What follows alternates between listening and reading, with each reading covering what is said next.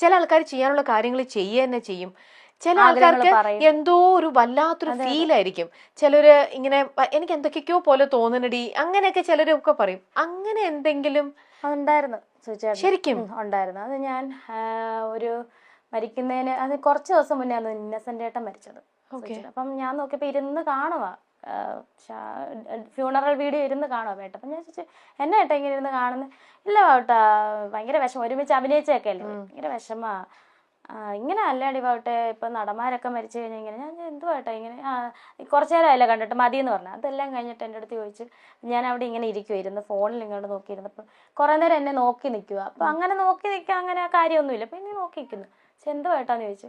പാവട്ടെ ഞാൻ മരിച്ചു കഴിഞ്ഞാൽ നീ വേറെ കല്യാണം കഴിക്കുമോ? ഞാൻ പറഞ്ഞു എന്തിന്, ഞാൻ എന്തിനാ, ചേട്ടൻ പ്രായം ചെന്നിട്ടല്ലേ മരിക്കുന്നത്, അപ്പോഴും ഞാനും പ്രായമാവുമല്ലോ, പിന്നെ ഞാൻ എന്തിനാ കല്യാണം കഴിക്കുന്നത്, കല്യാണം ഒന്നും കഴിക്കത്തില്ല ഏട്ടാ, ഇങ്ങനെ തമാശ രീതിയിൽ പറഞ്ഞു. അപ്പം പിന്നെ ഒന്നും, അപ്പം ഞാൻ ഓർത്ത ഏട്ടൻ വേറെ ശ്രദ്ധയായിരിക്കുന്നത്. അപ്പോഴും ഞാൻ ഫോണിൽ നോക്കിക്കൊണ്ടിരുന്നപ്പോൾ പുള്ളി എനിക്കിട്ട് തന്നെ നോക്കും ഏട്ടൻ. അപ്പം പിന്നെ ഞാൻ ചോദിച്ചു ഇതെന്നെ പതിവില്ല, അതെന്നെ പറ്റി.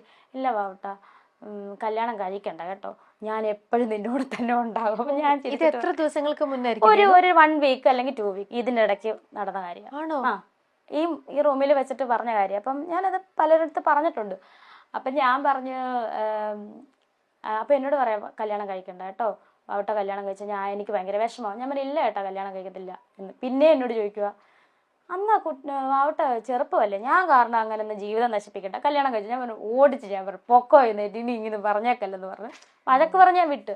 അതിനും ശേഷം കുറച്ച് നാൾ കഴിഞ്ഞപ്പോഴത്തേനും മെയ് 19 ബർത്ത്ഡേ ഏട്ടൻ്റെ, ജൂൺ 5 മരിക്കുന്നത്.